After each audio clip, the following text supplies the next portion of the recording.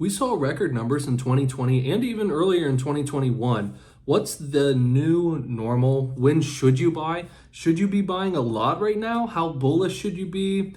When can we see normalcy in this market? Let's get started. Hello, beautiful people. Captain Zach Sparrow here. I see a lot of people asking this across different groups, different YouTube channels, and my comments. Hey, when's a good time to buy? Should I be bullish now? Should I be bearish? Should I be in between? Should I just be picking stuff up that I know is a good win? When is the time to do X, Y, Z? It doesn't matter on any of that. I had a buddy of mine in the industry who used to say, I like to think 3 steps ahead, Zach. The reason why is because the smartest people think that they're 2 steps ahead, and I want to be better than them. So what does the average person think when they see a particular product, let's just say a celebration set, start to go up? Or let's use evolutions as an example. When people saw evolutions start to go up as it was climbing, what is the natural tendency for people to think?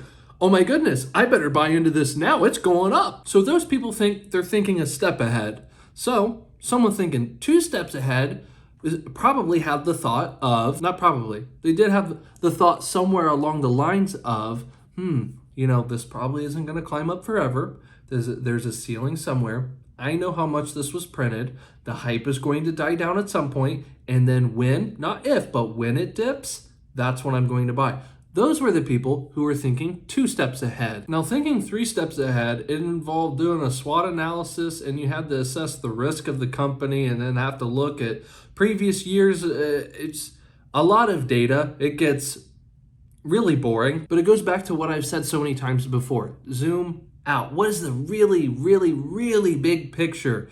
I'm not looking at holding on to this product 2 to 5 years from now. What's the 10-year plan? What's the 20-year plan? When you're looking at something like that, you're not just looking at the product and thinking, how much was this printed? Which is a great question to ask. That's a bigger picture. But an even bigger picture would be, is the Pokemon company going to continue doing this? Are they still going to be at their peak right now, which they are peaking? Is that going to continue? Are they going to get even bigger? Are they going to be more dominant? That is somewhat thinking 3 steps ahead. You don't have to think 3 steps ahead. What I'm saying is zoom out, get the entire big picture. Now, timing the market, what's going to be the new normal? That's what I'm seeing a ton of people ask that, and that's a good question on the surface there.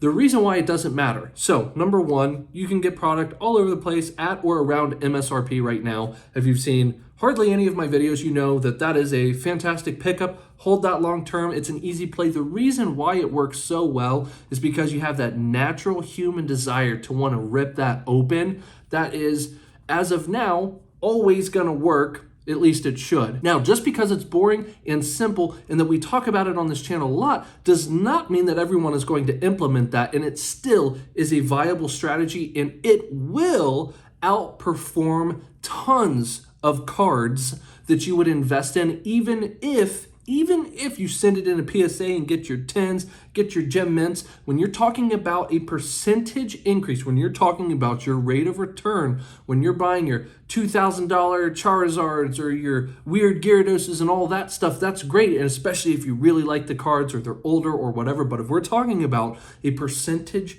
increase, it's going to be super hard to consistently beat sealed product, and I'm primarily talking about booster boxes and ETBs. And again, I just covered, and you know this as well, if you know where to look, and you don't have to look very hard right now, you can pick up a ton of product around MSRP right now, and if you grab it at that price or even lower at a distribution price, that's a win. Yeah, but is the market going to continue going down? It doesn't matter. On the way down, you should be buying into the market. On the way up, you should be buying into the market. What if it's like kind of flatlining? You should be buying into the market. Timing the market does not work. Statistically, you will lose. Yeah, but 2020 was so weird. Everything spiked so high. I don't trust any of these. It doesn't matter. People said that in 2000, 1999, 2000, when everything was crazy. People said that in 2005. They said that in 2010. They said it in 2016. They are saying it. there's always going to be some sort of catalyst. Sure, some of them will be bigger than others. That doesn't matter. It doesn't matter. It doesn't matter. I understand the thought process of your questions, but someone who lived it every single day, I truly got my 10,000 hours into that. That was something that you had to have nailed down. I know it seems really sexy, like, ooh, this is going to be the time to buy. And it very well could be the time to buy on said product. And the card market, respectfully, does perform different than the stock market does. There's some correlation and some overlap, sure. And there are some extreme differences, but the basics and principles remain the same. I'm going to say that again. The principles remain the same. So should you be buying now? Yes. Should you be buying in the future? Yes. Should you have bought yesterday? Yes. Well, that doesn't make a whole lot of sense, man. That's really dumb if I buy a product for 5x the price right out of the gate. Yes. There is always a new normal. There's always the better time to buy. There's always a worse time to buy. If you are... I saw this all around YouTube like a month or so ago. Everyone's saying, time in the market is better than timing the market. Yes. Nobody does that though.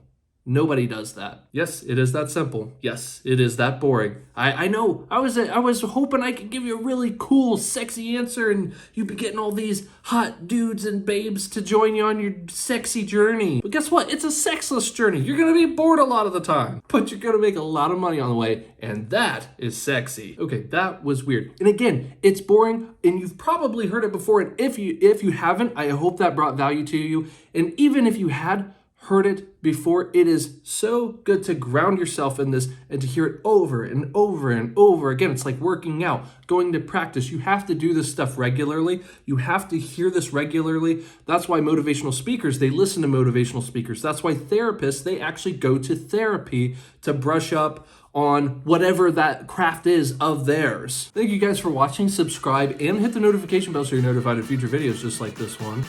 And until next time.